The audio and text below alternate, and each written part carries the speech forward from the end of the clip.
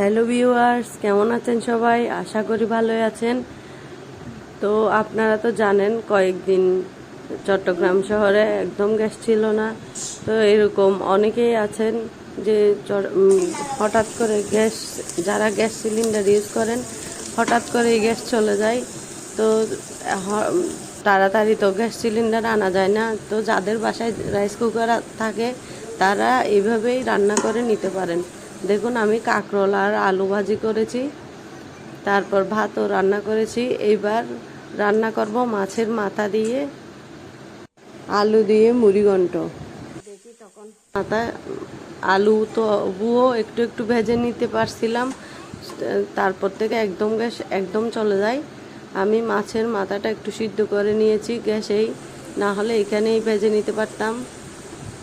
দেখুন, প্রথমে পেঁয়াজ কুচি ভালো করে ভেজে নিয়ে এবার মাছের মাথাটাও ভেজে নিলাম।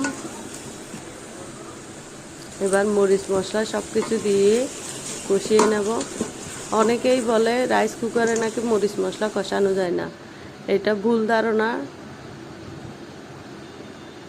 অবশ্যই মরিচ মশলা দিয়ে সুন্দর করে কষানো যায়, আস্তে আস্তে কষানো যায়। যখন রাইস কুকার যখন বন্ধ হয়ে যাবে, ঘাবড়ে যাওয়ার কিছু নেই, আবার কিছুক্ষণ পর চালু করে দিলেই হয়ে যায়। কারণ রাইস কুকার বেশি গরম হয়ে গেলে তখন সেই তাপটা নিতে পারে না, এই জন্য টাস করে বন্ধ হয়ে যায়। এবার আলু দিয়েও ভালো করে কষিয়ে নিয়েছি। এবার কষিয়ে নিয়ে দিয়ে দেব পানি।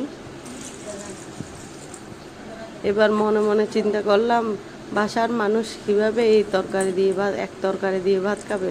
তার জন্য দিয়ে দিলাম 3-4টা ডিম ভেঙে। মাছের মাথার মুড়িঘণ্ট আর এই ডিম দিয়ে একবেলা কোনো রকম ছেড়ে নিয়েছিলাম।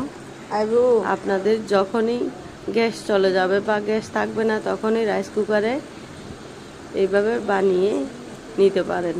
যাদের ঘরে মাটির চুলা আছে তারা তো মাটির চুলায় রান্না করতে পারেন, কিন্তু এই চিটাগাং শহরে কারো তো এরকম মাটির চুলার ব্যবস্থা থাকে না, তাই আমাদের রাইস কুকারই ভরসা।